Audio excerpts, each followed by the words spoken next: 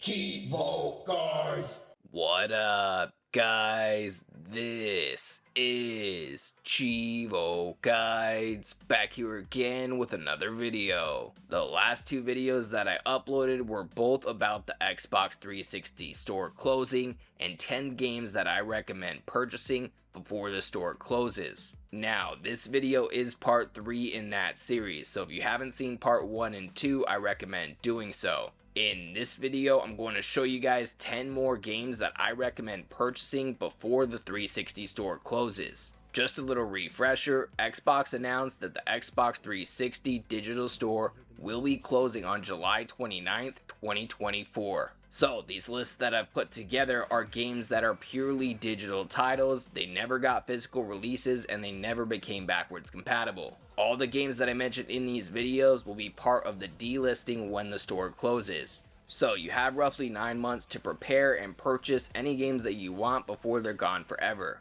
So without further ado, here goes 10 more games that I recommend purchasing before the Xbox 360 store closes. Number 10. I was really surprised to see that Way of the Dog was still listed on the 360 marketplace, and this is because it has licensed music. Most games with licensed music eventually get delisted, and this game is actually a rhythm fighting game made by Snoop Dogg. Well, obviously he didn't develop it. Echo Peak developed it and it was published by 505 Games. But yeah, the game features a ton of music by Snoop Dogg, so that's why I was surprised to still see it listed. Each level is a fresh fight against a different character in a new location based off of Snoop Dogg tracks. The game includes 14 different levels. So if you're a Snoop Dogg fan or you enjoy rhythm games, this is a nice, cool, simple, and very random game that I recommend picking up. It definitely isn't Game of the Year or anything like that, but if you enjoy QTEs, which are quick time events in games, then you should probably love this because it's basically a giant quick time event. Number 9. Now, so far, Fruit Ninja Connect is the only Connect game that I put in these top 10 lists, and that's because Fruit Ninja Connect is absolutely the best Connect game I've ever played. I gotta admit though, I am a Fruit Ninja fan, I enjoyed the phone game. So when I seen it came to Connect, I had purchased it right away, and I had a ton of fun showing it to friends and family because it's a great party game. The game actually ended up getting a sequel on the next console, the Xbox One, which is Fruit Ninja Connect 2. However, the first one is still available on 360. It was a digital only title, and once the 360 store closes, it will be gone forever. Again, this one is a ton of fun if you like Connect, and I highly recommend it. Number 8.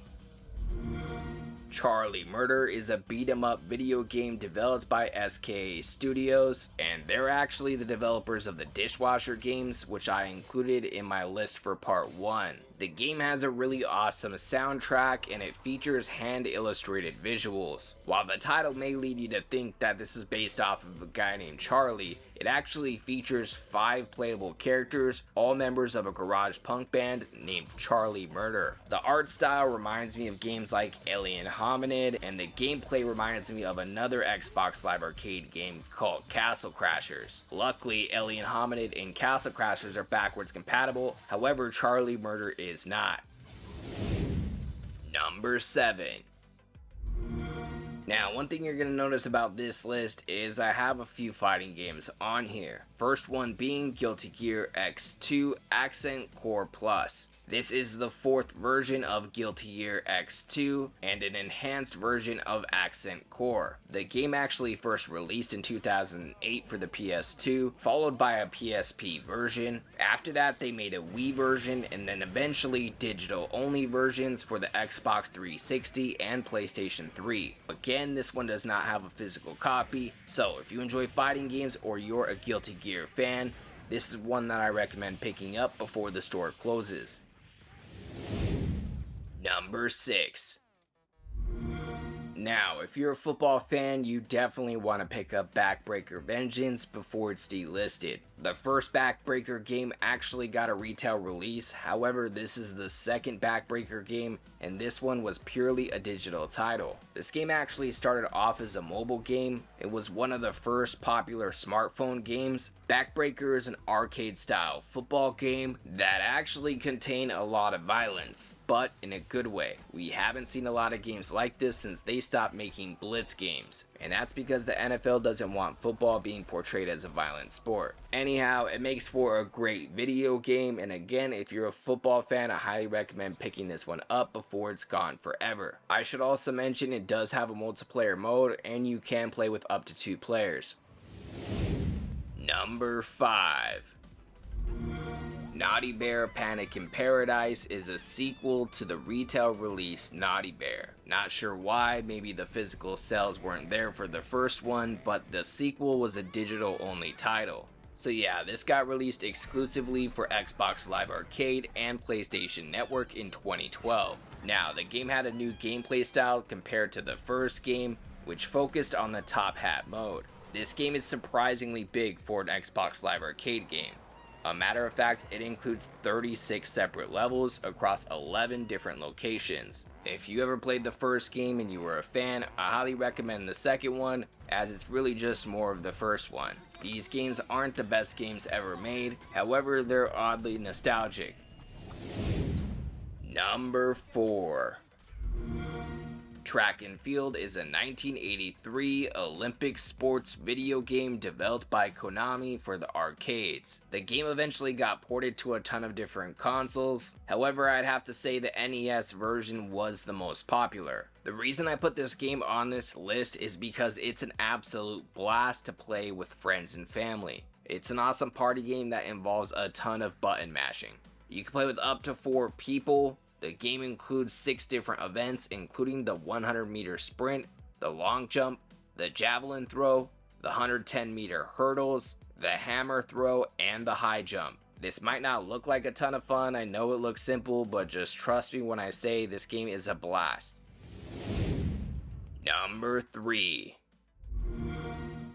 Darkstalkers Resurrection is a 2013 fighting game that got a digital-only release for Xbox Live Arcade and PlayStation Network. The game was published by Capcom and it was developed by Iron Galaxy Studio, which went on to develop the Killer Instinct remake on Xbox One. I love Iron Galaxy Studios, they are a great studio. Now, this game is actually a compilation of 2 Capcom classics called Night Warriors, Darkstalkers Revenge, and Darkstalkers 3. This version added a ton of features like HD visuals, online multiplayer, spectator mode, and in-game unlockables. If you enjoy fighting games, this is another one I recommend.